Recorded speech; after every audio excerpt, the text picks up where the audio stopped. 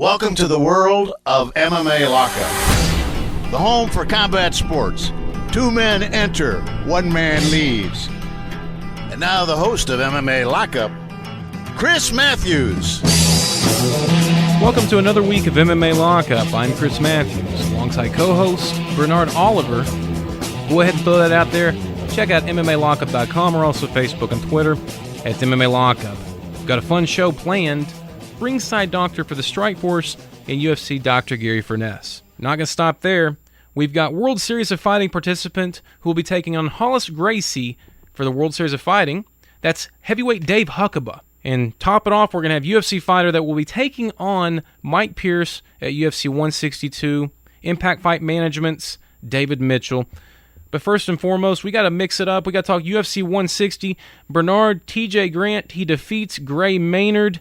What was your thoughts on this bout? Man, I was really impressed with TJ Grant. He looked like he was going to lose that fight, and he came in and he took that fight from Gray Maynard. It was an amazing fight, and TJ Grant skyrockets to the top of the class with this win. He really made Gray Maynard, I couldn't even explain how he looked. He made him look bad, and Gray Maynard came out on fire, and he just sat him down and KO'd him. Did you expect this coming in, that TJ Grant would have this type of success against the bully? I'll be honest. No, I didn't. I didn't even really know a lot about TJ Grant. I know he had a couple of good wins, a couple great wins, but I didn't think he was going to bully the bully. MMA Lockup's part of the Fight Metrics UFC fighter ranking panel. Let's hear MMA Lockup's top 5 lightweights after UFC 160. Well, you guys can definitely go check us out on UFC.com with those rankings. I was actually looking at how we stacked up against everybody else. In our lightweight division, we have Anthony Pettis at number 1 under the champion Benson Henderson. Gilbert Melendez at number 2. Josh Thompson, TJ Grant, Donald Cerrone, Gray Maynard, Nate Diaz, Jim Miller, Pat Healy, and Rafael Dos Anjos. Now, I will say that we kind of want the fans to have a little bit here. We want them to go look at our rankings and tell them what they think of them.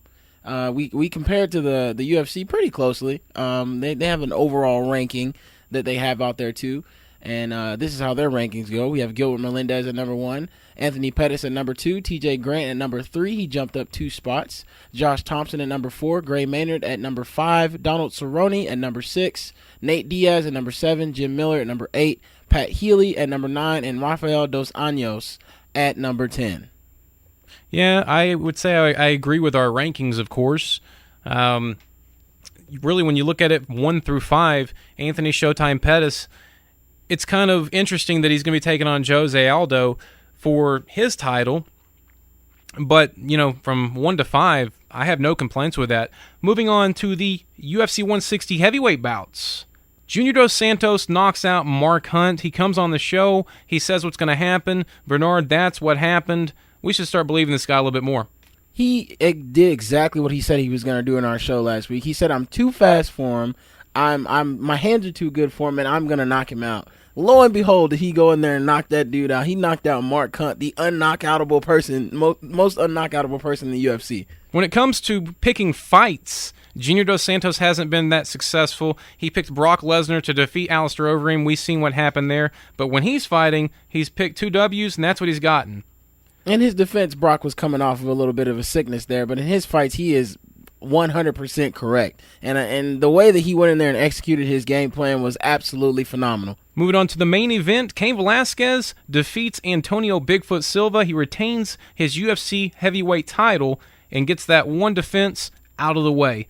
Were you impressed with how prepared this guy was? Because Antonio Bigfoot Silva, on a little bit of a winning streak, he was actually outdone with Cain Velasquez's second performance. Yes, he was. Cain looked like he was very comfortable from start to finish in that fight. Cain came out and he outboxed him. He actually took the big man down, which was amazing, for him to climb that mountain. Gary actually said that he was going to be able to take Bigfoot down last week, and I thought it was a little far-fetched, but, Gary came on and showed me up a little bit.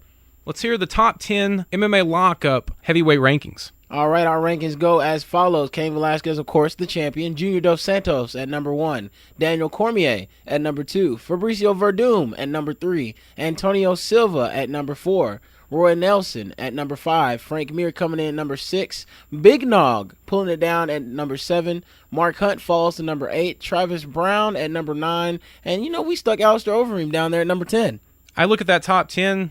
The only thing I might have a little bit of an issue with, Big Country is actually on a winning streak. I bump him up in the 4th spot. Antonio Bigfoot Silva coming off a loss. I think you got to bump him down to the 6th or 7th spot. But beyond that, the only other thing I might add is, will Josh Barnett getting signed by the UFC alter those top 10 rankings in the upcoming future? Oh, definitely. I definitely think that Josh Barnett will change those rankings. The one thing that we kind of differed from the rest of the people in the UFC was that Alistair Overeem was at number 6.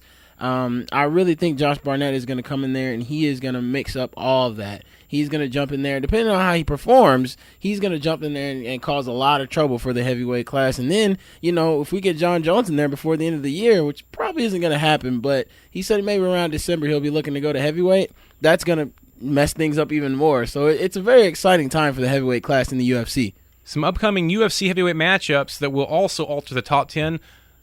Number 3 ranking heavyweight Fabricio Verdum takes on number 7 Big Nog Antonio Minotauro Nogueira.